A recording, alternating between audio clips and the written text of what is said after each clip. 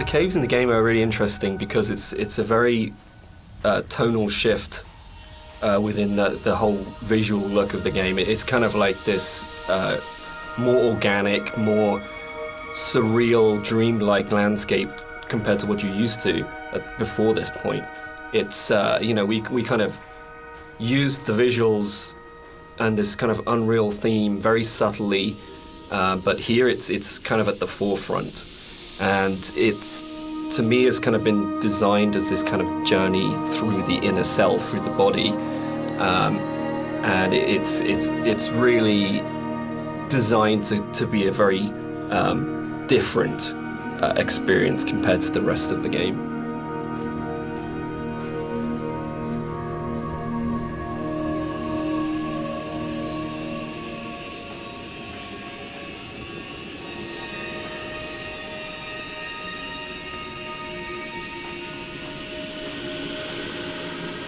This, for me, is probably the most pivotal music cue in the game, and it's the one that most people write to me about to say that they are absolutely obsessed with and they love.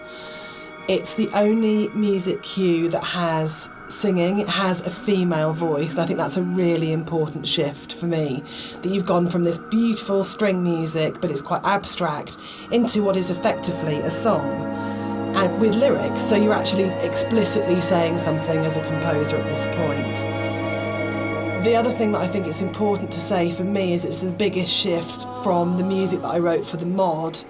It's the same music, but the act of having it sung by an amazing singer. I sang it on the original and it's really bad, and Clara Sanabras re-recorded it, and it's what good actors do, it's what Nigel Carrington did, it's what good musicians do, and they take something that you've created and they just shove it up into the next level and make something that's good into something really extraordinary. And also for me, I think it's a point where the environment art and the music just meld so beautifully and so seamlessly into one. I mean, on a personal level, I've played the game hundreds of times now, and I still enter the caves and I look at Rob's work and I'm just absolutely overawed, just gobsmacked by its beauty. And I just think it's a really magical moment in gaming for me, actually. I know that probably sounds really dramatic, but I just think it absolutely hits something where everything just works together. And the music is so dreamlike. You know, Rob has talked about the journey through the body, and I think that's absolutely, for me, the music becomes so organic and fluid and actually very feminine and female at that point. You're hearing the voice of his love.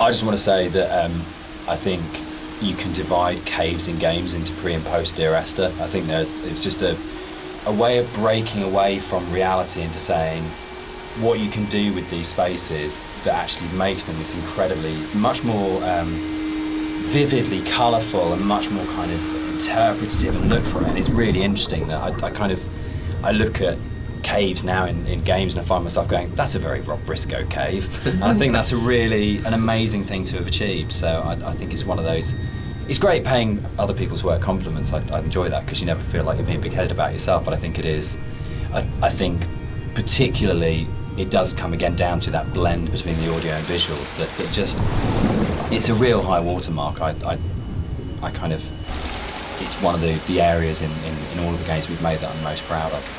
I think as well, you think you know what you're getting with Dear Yes. Esther for the first 45 minutes of the game, wherever we are at this point, and then you step into something completely unexpected and completely new, and I think it just throws the player such a curveball in such a wonderful way.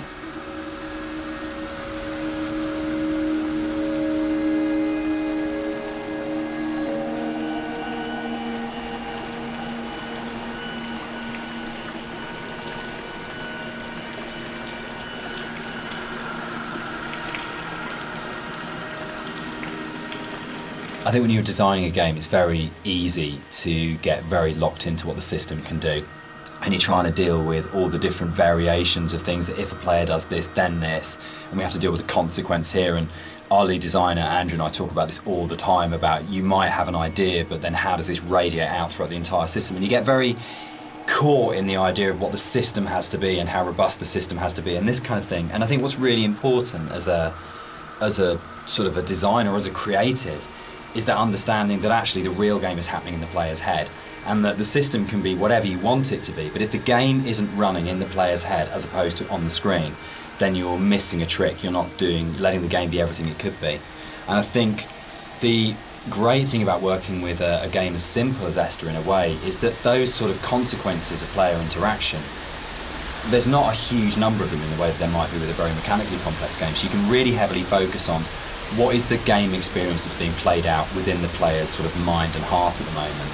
And there are other, I know this is a kind of a way of approaching game design that has become increasingly popular over the last few years, and that Journey was a really, really good example of that game company really focusing on what's the emotional experience of playing this game.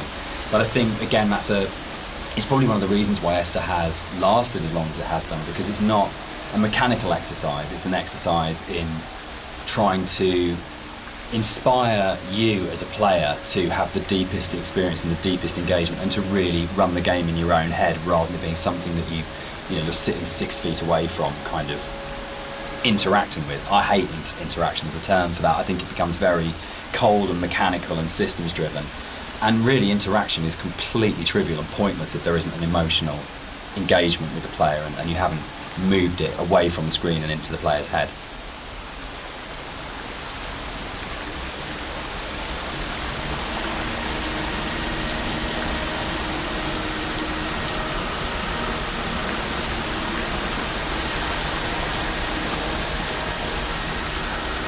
What's really important to me is that Dear Esther started out as a Half-Life 2 mod, and if the Half-Life 2 modding community hadn't championed it and celebrated it and downloaded it a lot and talked about it and loved it, then it would never have been a game. So it's never really bothered me the kind of is it a game conversation, because as far as I can see it, Dear Esther and like everything that's come after it that's been inspired by it, this was championed by Half-Life 2 modders, and they made it what it is. And so if you've made something that the real kind of hardcore of the hardcore in terms of these are first-person shooter modders have gone, this is really good and really special and we're behind this, then you've already got the support of a really amazing gaming community, and the fact that they championed it, we owe them a huge amount in terms of where we are. And I'm really proud to come out of that scene. I'm really proud to be a company and to be sitting here talking about a game that started life as a mod. Yeah, I think they're the ones that have really kind of like pushed us forward and given us the passion to be able to take it to a commercial level and give us the confidence to make us believe that there's an audience for this kind of thing.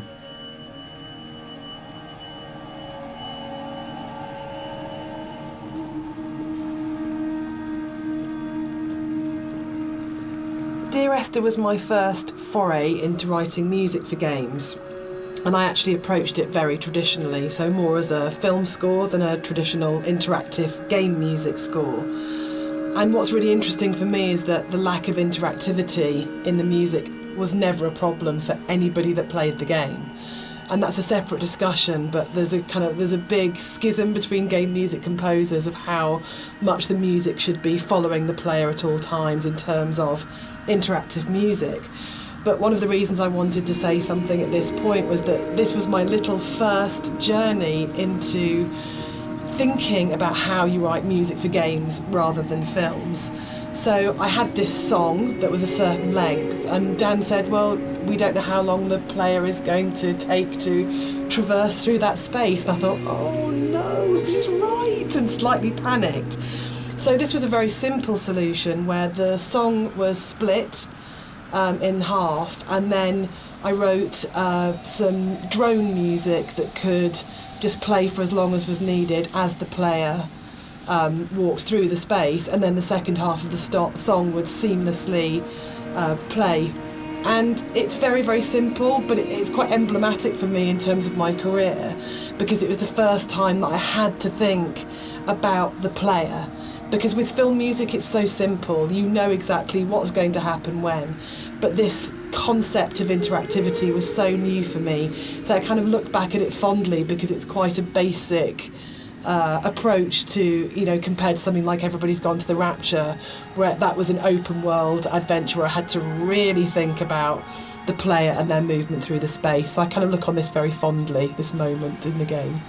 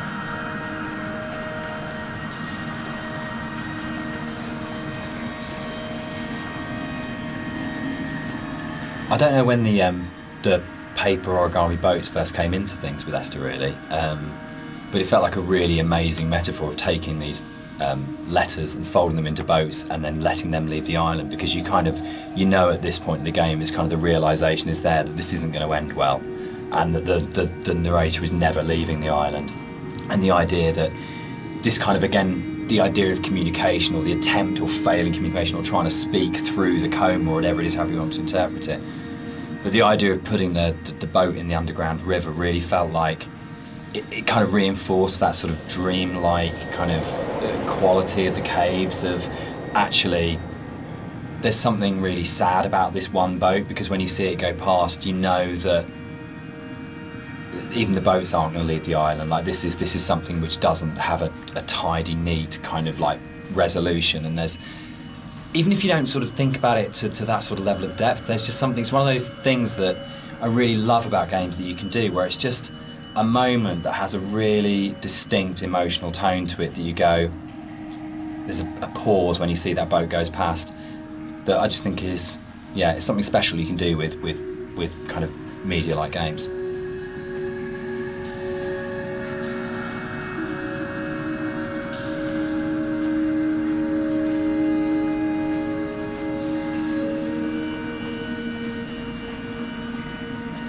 In a lot of ways, the caves were the hardest area of the game to actually write, because we knew we didn't want to have much voiceover in there. I think because of the strength of the music, and this goes right back to the original mod, we wanted that to be the voice and for it to be a chance for Esther to speak rather than the narrator.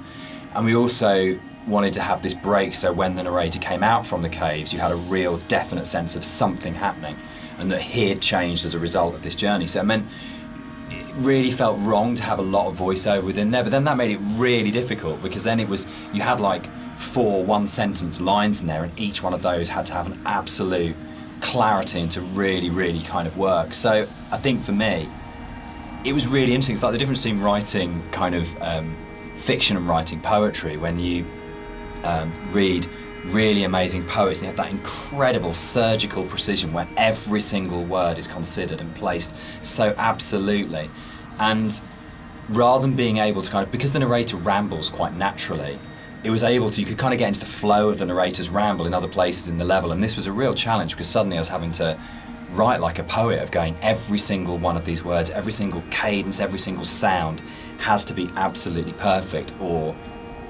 it'll just feel like the narrator's voice is intruding on the rest of the experience. So it was, I think definitely the most challenging area of the game as a writer.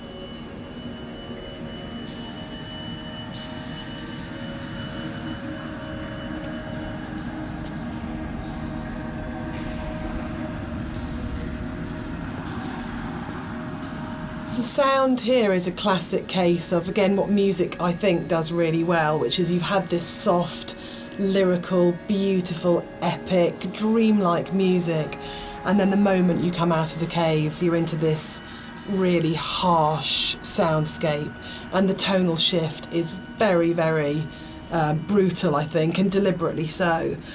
You have very little music when you come out of the caves. You hear the wind, and it's a classic case of foreshadowing. So we know from this point that things are probably going to get bleaker, more difficult. And yeah, it's something that music does really well, I think, which is that emotional signalling and signposting.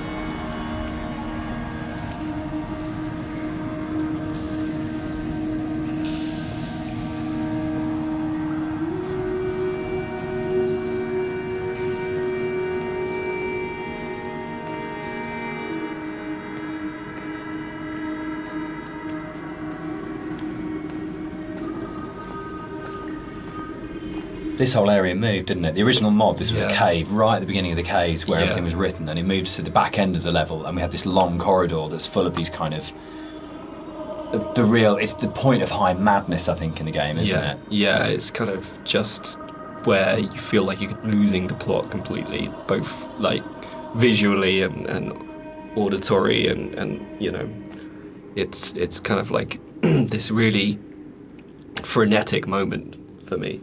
I think it's where you feel most that you're underneath a mountain, and you feel Yeah. the weight of that mountain, and just I loved the idea when we were, you know, putting through it of what would it actually take to do this, like to actually paint all these symbols and what is going on. And it really is quite an explicit kind of thing of madness of going, you would have to be insane or very, very disturbed to actually do this, and what is the process that this person's trying to work through, what they trying to achieve by this. And I think it really strengthened it, making it a crawl through a tunnel as opposed to just a static location. Yeah, I think it's the consistency and the coherence of the symbols is a lot more broken down as well. Like you see some symbols before like scattered around the environments, but at this point they're like right in your face, and they're kind of just, it's just total madness, you know, any kind of meaning. This is a bit more of a contentious one because we disagree on this one. I struggle with this. With the points in the caves where you duck above and below the water, and you have to have that transition of audio. And I love the audio on both sides of the surface tension of the water, but I really struggle with you breaking water because it's such a hard edge to the sound. And I don't think there's any other way around that. And you need to have those moments where you do go underwater because it's so important. But it's one of the areas that's never sat very comfortably with me, because I feel like in a level which hasn't got a single edge in it, it's the one edge within it, and it breaks me. And that's why I think it's so successful, because you've been lured into this completely hallucinatory, dreamlike world, and then all of a sudden, as a player, you're literally gasping for breath. You're coming up for air. And I think when we're talking about that metaphor of the body, for me, it's so about birth. And it's about this coming through the water, and actually it's a moment of realisation for me, but then you're having to go back under again and you're diving down. So for me, without wanting to sound incredibly pretentious, it's about the fight between the conscious and the subconscious, and that struggle. Booyah! There's actually a really interesting thing about that underwater section there, though, is that, I don't know if you remember, but you had a certain piece of music that plays when you're underwater, and to me, I really like that. It's kind of like because at this point it's kind of like a very calm, relaxed type of a journey, and you go on the water and it starts to break apart a little bit, and it's almost like, you know, that kind of psychosis is still there. It's not complete bliss at this point, and and it helps to build the atmosphere up to this final jump. So we're both saying that Dan's wrong? Yeah. Excellent. Yeah. That's good. That's the way it should be.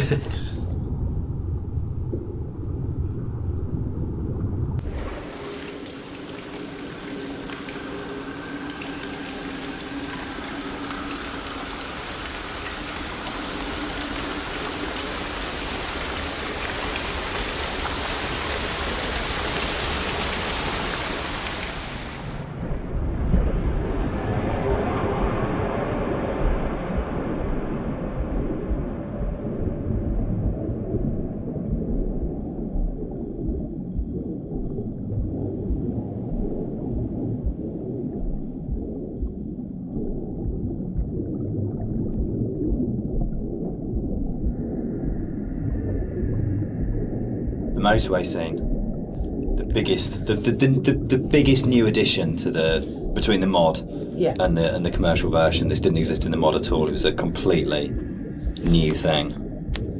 Yeah, it's I wasn't sure where the idea spawned from to have this scene, whether I just sort of went off or we discussed it, or I can't remember. I can't remember. Can you remember? It just kind of appeared, didn't it? And then it was just this kind of. I think for me, actually, I remember being some technical difficulty between the drop and then coming out at the end part, but it was like it was the same thing that we dealt with in the past of like, how do we not kill the player?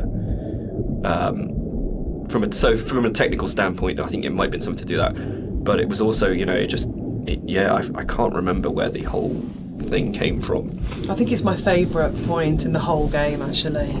I think it's just it's quite shocking, and it's so surreal, and it's so beautiful.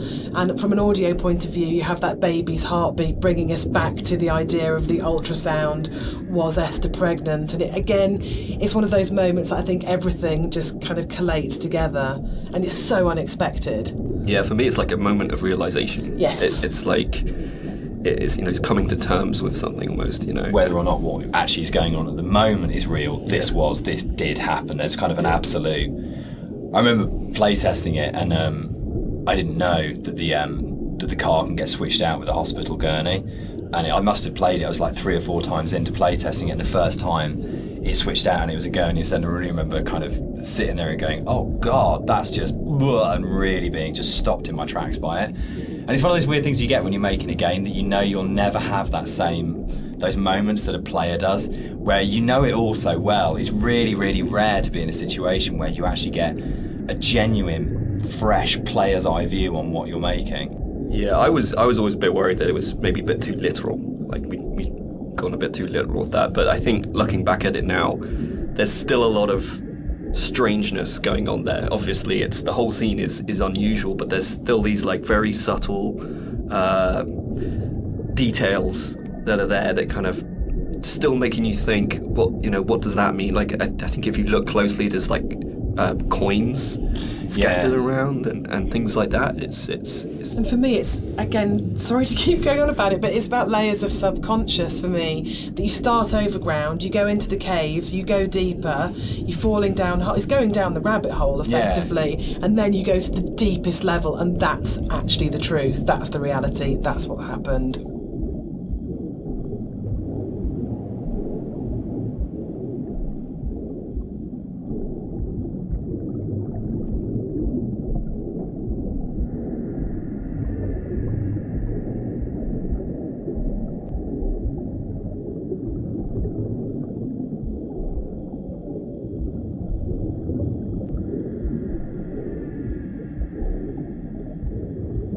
So the admission really is that I did play fast and loose with the geography of the M5. There isn't actually a welcome break service. It's just outside the junction of Sanford. But we also know, players. I mean, what a thing if you make something that's based vaguely on somewhere in real life. In terms of a compliment, when you're getting emails from players going, there isn't a welcome break there, and people really trying to work out where is this, and whole threads about where on the M5 it is. That's just the most amazing feeling. But I think what I really love what I think works really, really well in Esther, and again it's something that I think is really carried forward to our other games, is that a lot of the time we're not dealing with kind of like big, glamorous, amazing, epic places. It's a sort of like a ratty little island in the Hebrides. It's someone who lived in Wolverhampton. It's just outside, a service station on a stretch of the M5. And I think that earths what's going on.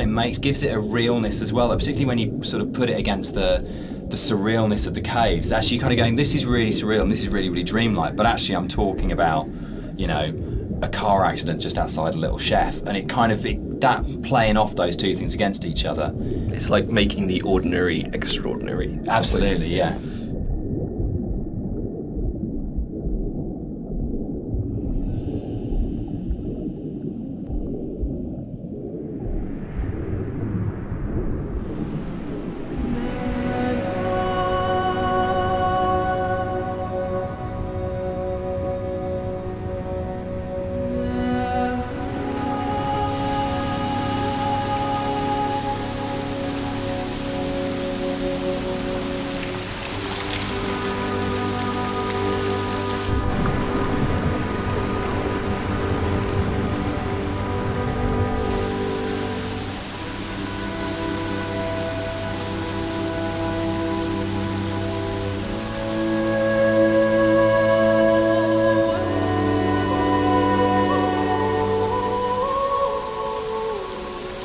this scene for me is like really, really iconic because it kind of brings this idea of the caves being an inward journey through the body together.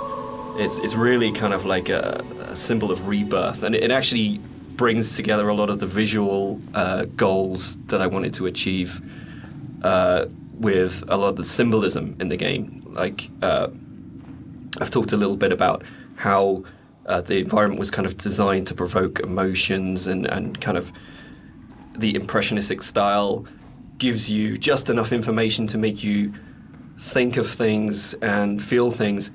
But this is probably like the antithesis of this. And the whole feeling of rebirth here is quite strong. I know Jess.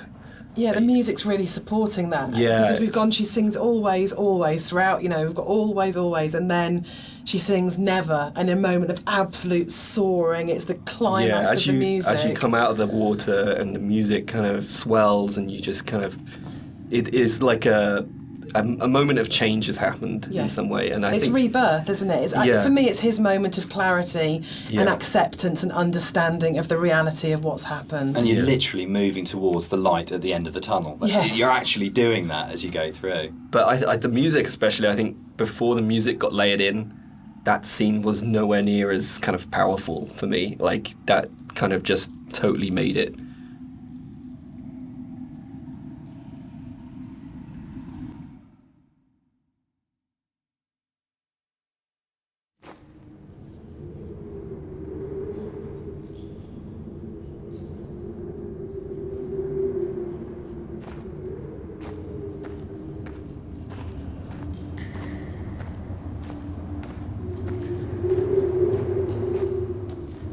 Dan and I had worked on lots of projects together, non-game projects, before we made Dear Esther. And I think the thing that links all of the projects that we've worked on together is the idea of hidden stories and layers of stories. And one of the things I wanted to do with the music was to embed hidden little hints and stories into it. So the music that you hear here has Morse code. And the Morse code is spelling out the word Esther. And I really, really liked this concept of that some people would understand that it was Morse code and try and figure out what it was saying. It also provided a really interesting rhythmical dynamic. And it's just about these ideas of hidden stories and layers, but it also starts to emphasise the obsessional nature, I think, of the story in Dear Esther, and his agitation and actually slight panic. So you're getting this rhythm that just repeats and repeats and repeats obsessively. So I think even if you don't understand that it's saying Esther, and even if you don't understand that it's Morse code, you're still getting this feeling of this obsessional repetition and slight panic that he has. And again, it's kind of it's the new chapter, and it's spelling out that something has changed at this point.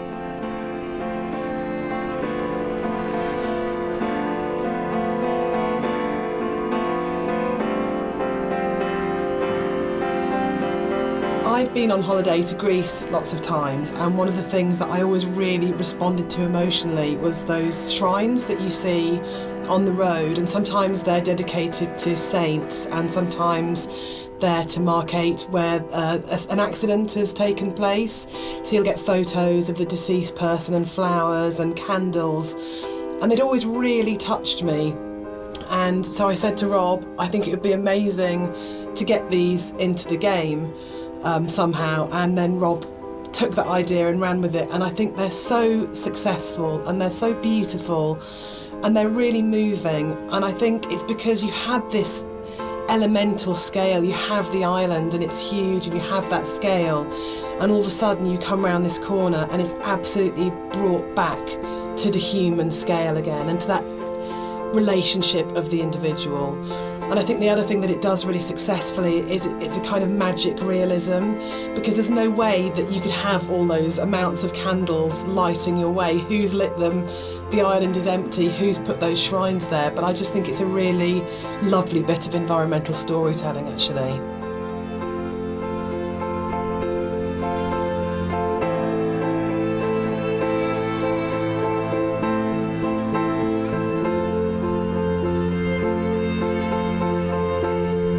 One of the really nice things about the move from mod to the commercial version is that we had a couple of years worth of the community talking about the game before we went back into it again. And one of the things that I read on a forum was that someone had constructed this amazing version of the story where they'd decided that the narrator was Paul. And I hadn't thought of that. It was never part of the original writing. And I thought, that's so amazing that as a writer, your audience can find something in what you're doing that you hadn't thought of. So it was really important when we went back in to record the additional set of voiceovers. I thought, I absolutely want to do this. I want to take this idea that's come out of the fans and to run with this and to add an entire new sort of stream of story in there. So we added in a couple of cues within the force level that intimated much more strongly that actually Paul wasn't this other character who caused the accident, but actually you were responsible for everything. But again, it was then trying to find that balance of not overcooking it, so you weren't led to that idea, but just if you happen to have the combination of just a couple of narrative units, then you would possibly come to that interpretation. But it was really amazing to be able to say, it felt like giving something back to the fans that had enabled us to make the remake in the first place. And it's always a lovely moment as a developer to be able to recognise your fan community and kind of say, thanks, this one's yours, this one's here for you.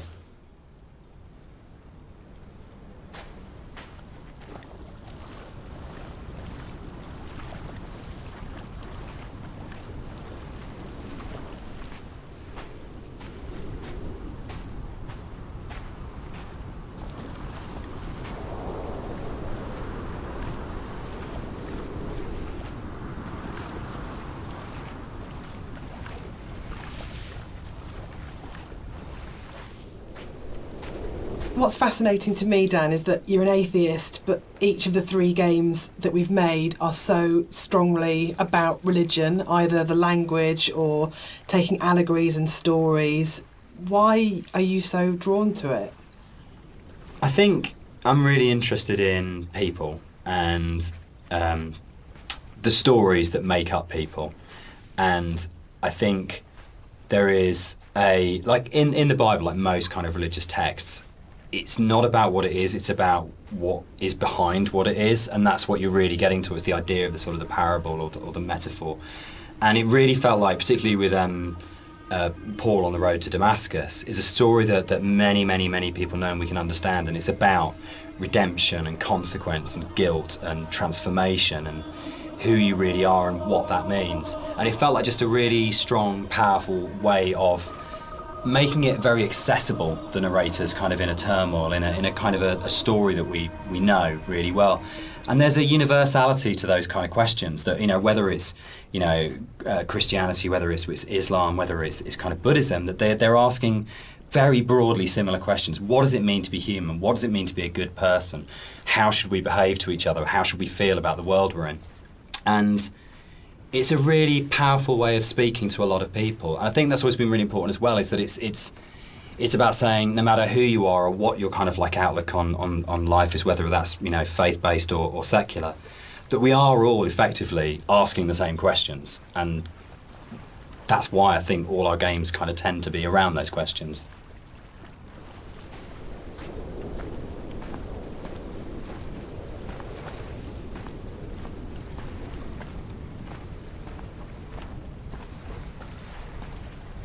Is Dear Esther a depressing game or a hopeful game? For me, it's kind of like a mix of both, really. I think, like, my interpretation is kind of like, always feel like kind of depressed when I think about the kind of turmoil that this guy's been going through for God knows how long, and the kind of environment he's been in, and all these events surrounding his story. But for me, I always feel like a little bit hopeful at the end. The conclusion just feels like a relief.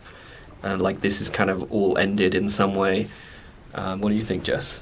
I think it's a game about acceptance, and I really like that. And I think it's telling that a lot of people with mental health issues have responded really positively to the game, and then we get a lot of emails and letters from those people saying that it's helped them through a really difficult time.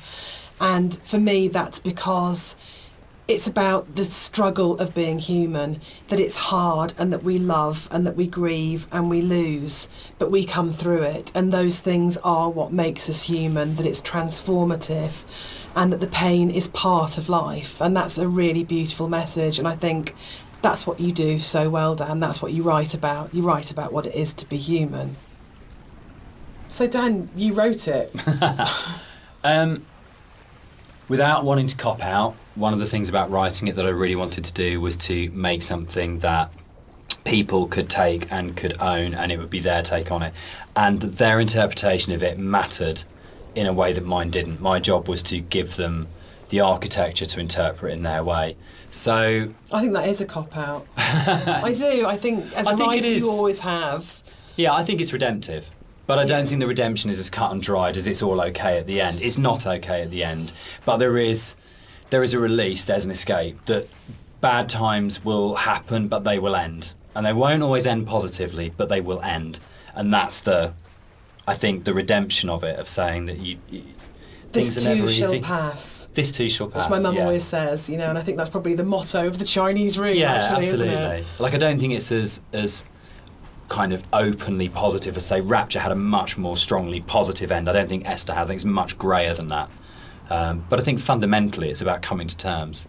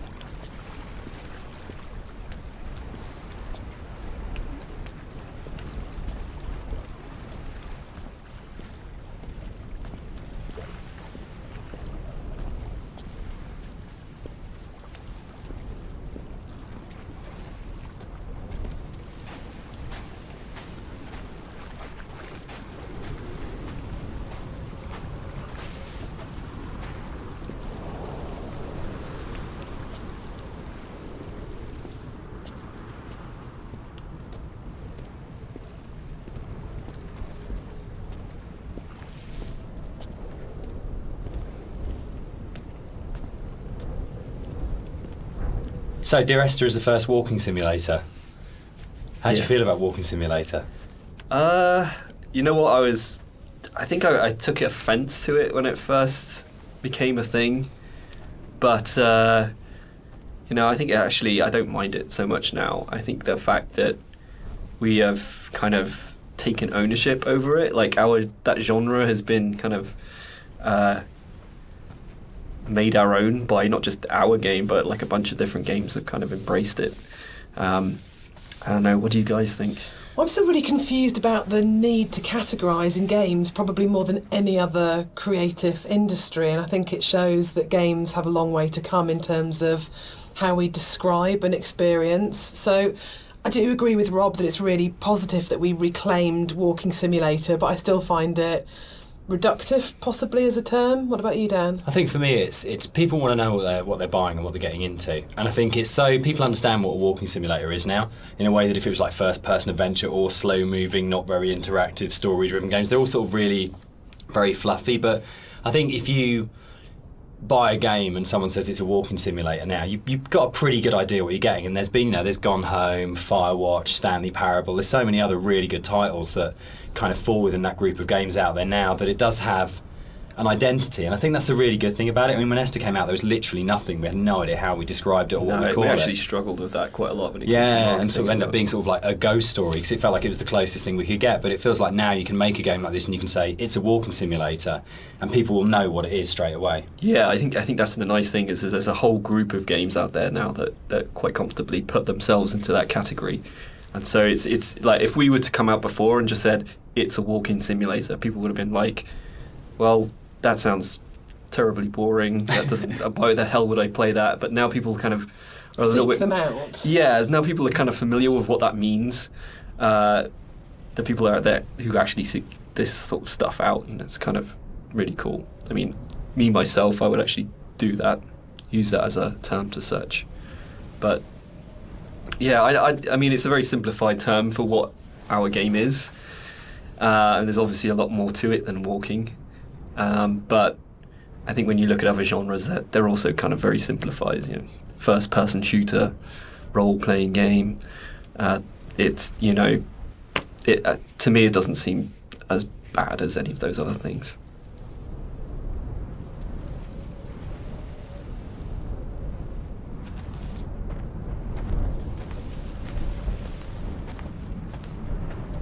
There's a bit of an illusion of simplicity with games like Dear Esther that people kind of assume, because there's not a lot of mechanics and there's not much going on in that sense, that they're easy to make.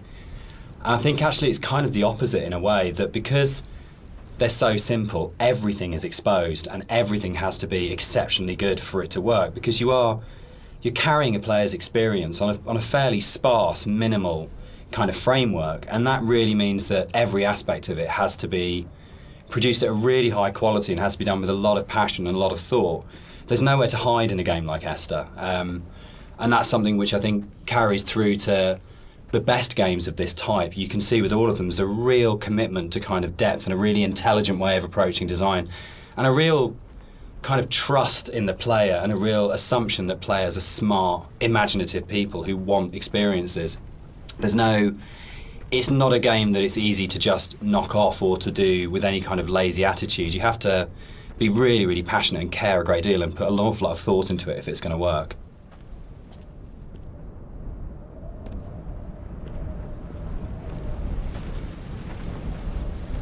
One of the things that I think was added more frequently in the final version of Dear Esther was the inclusion of a number of ghosts in the game.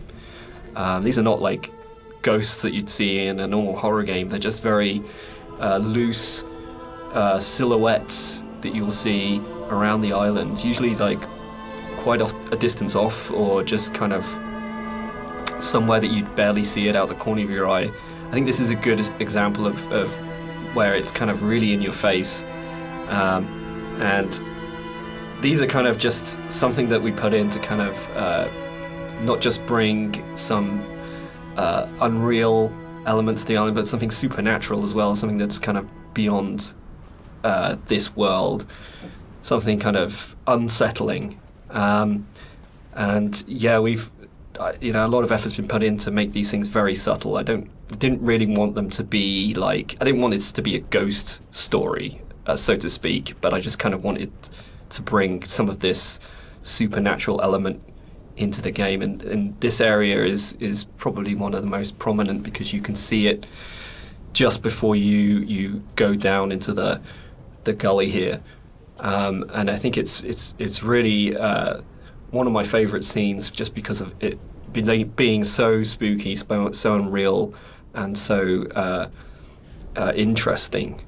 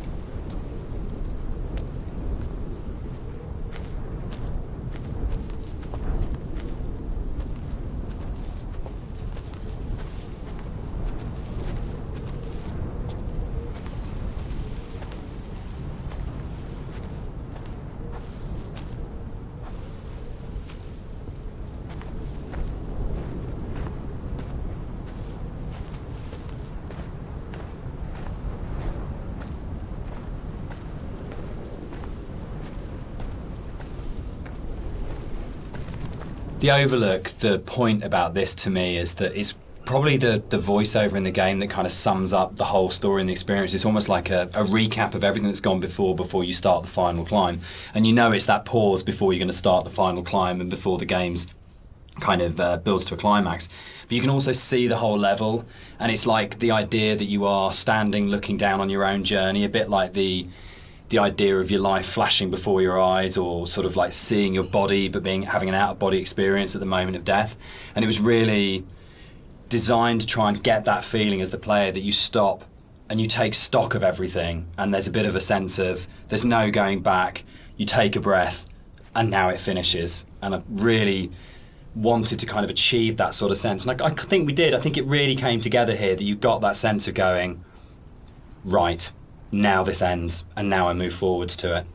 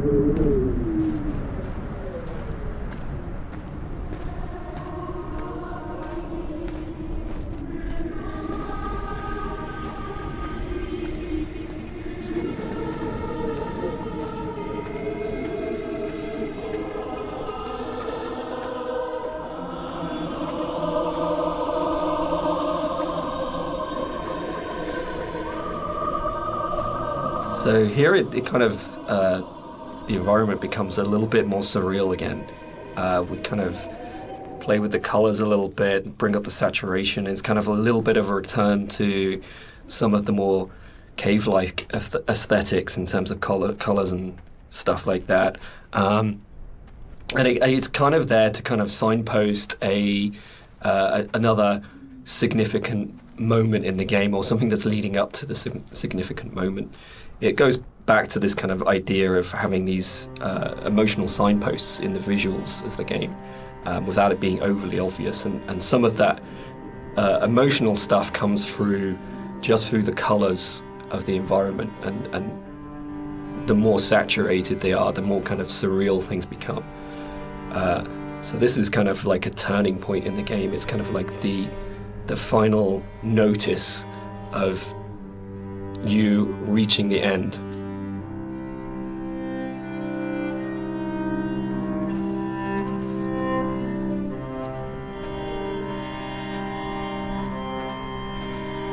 The music that's playing here is a repeat of another cue, and originally we hear it played on the piano, and the string quartet take on the piece here. And it's one of those really nice instances where we were in the studio and I had this idea of how it was going to sound, and I thought it was going to be quite full and rich and, yeah, full-bodied. And then one of the string players said to me, this is wrong actually for what we're playing. And they said, let's strip out all the vibrato, let's play it in a really Scottish, plain style. And it absolutely transformed that piece, and it's one of the really special things about being a composer, is that you get to collaborate with people who come fresh to it. So you have this preconceived idea of how it should be, and then they say, no, why don't we turn it around and think about it like this? And it absolutely fits and works for that scene, because what we're getting at this point is a sense of fragility, of an ending, and it's almost reminiscent of a funeral procession. It's slow and it's dirge-like. But yeah, it was just a lovely moment where they gave something of themselves, and that's what's amazing about working with live instrumentalists. You're never going to get that from a sample.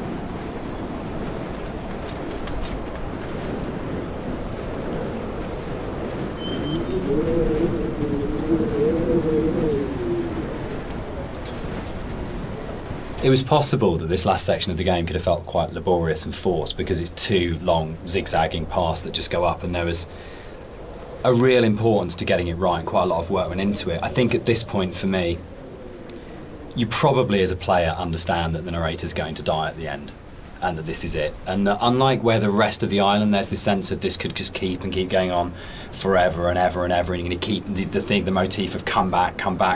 But I think when you set on this path, we really wanted to have that sense of this is it, this is the last time you're going to walk these paths, this will end now. And that sort of idea of going, you're kind of climbing towards your death, but you're also moving towards a point where that glimpse in the caves where you see the motorway and you go, I understand what this is about. For me, the whole path up the side of the mountain is about saying, it's okay. It's that kind of starting to kind of release it and go, it's kind of okay that Esther died. It's kind of okay that the accident happened. I know that I'm going to die. I know that this is going to end. And I know that there's nowhere for me to go apart from follow this path, but that's all right.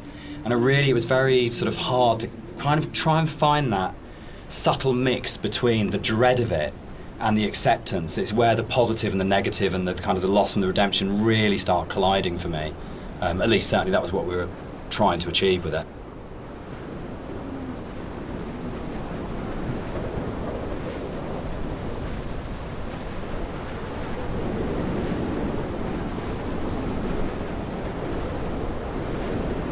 With the climb being quite a poignant moment of the game overall and of the story, it was quite a difficult task to try and make that climb still interesting and not too laborious, because it's kind of this zigzag up there with nothing really. There's no real environment. You just kind of have the sea on one side and the cliff face on the other. So there was quite a lot of work that went into kind of building up this feeling of tension as you're rising and kind of making this moment as poignant as possible while still making it interesting. So a lot of effort was put into building up this weather, building up the winds and the swaying of the grass and kind of the volume of the soundscapes and everything mixing together with the music, and just kind of visually really trying to make this a tense moment. And I think it's hopefully been pulled off all right. And you'll notice when you get to the top, this kind of tension dies, and that's very purposeful. You'll see no more wind. It's just kind of like a symbolic thing where you're coming to the last moment, the point of no return, and that's been very deliberately designed that way.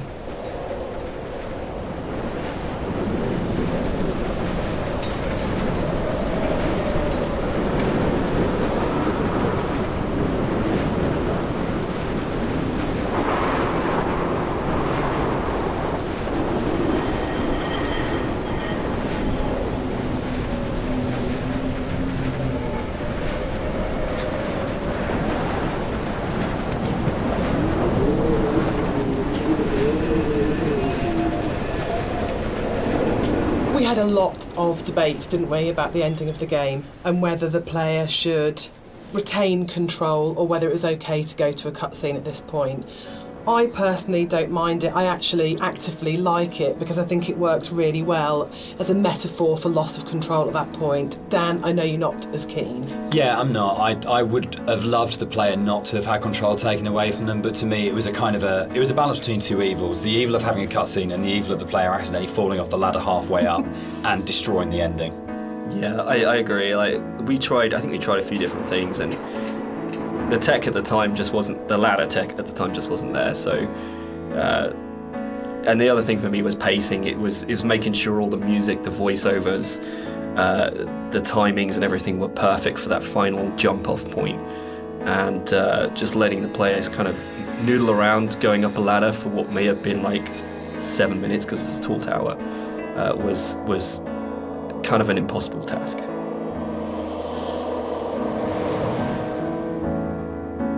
One of the things that I enjoyed the most on working on Dear Esther was Rob's beautiful visuals were so inspiring, but Dan's words are always so amazing to write to. I think that's where we start as a partnership. And the music at the end was so easy to write, because that last voiceover, it's the pinnacle of the writing to me, as it should be, because it's the last VO, so you would have failed if it wasn't good. But it is just so beautiful and moving. And for me, talking about whether it's a hopeful ending, the music is really hopeful at this point. And it signifies to me transformation, freedom, escape, acceptance. Yeah, and it was just a beautiful cue to write, actually. I don't know, I can't remember quite where it came from in the mod, but the moment when we went, or we could put the bird in there, and you could see the bird's shadow, and actually it turned from being kind of like a straightforward literal suicide into a metaphorical, or to my mind, kind of like, I always really believed the narrator did turn into a bird just before they hit the ground, and that was really important. I think it's probably the strongest ending in any of our games so far. But yeah, I'm very proud of the way everything came together in that last section. Yeah, I think it's the bird thing is particularly interesting, because I think it was in the original mod, but the timings and everything were just all off, and you never really saw the seagull. Yeah, at least the shadow as well. It was all kind of like a little bit broken. And I remember when we went back in, I made a real effort to try and get that shadow just out of the center of the view, so you kind of have this hint of something happening, and I think you can hear the sound of a seagull flapping its wings. It's like very subtle, but like you say, I kind of really like the way that came together. It kind of it's very like say, it's kind of like a release, but at the same time there's still this kind of ambiguity there that's kind of beautiful. And I'm really proud that I got the monitor in at the end for ending of, it goes into the hospital monitor, signifying the flat line. And I think it's one of those moments where you never want to be so clever that people notice it and it takes them out of the moment, but it just flows in through the music, and it just feels like everything comes together at that last point. That last VO, Rob's amazing visuals and the music, and it feels like a really, really strong and beautiful ending. And then in the last second, Nigel Carrington's delivery of just those two words have come back, where he just pitch perfect. Yeah.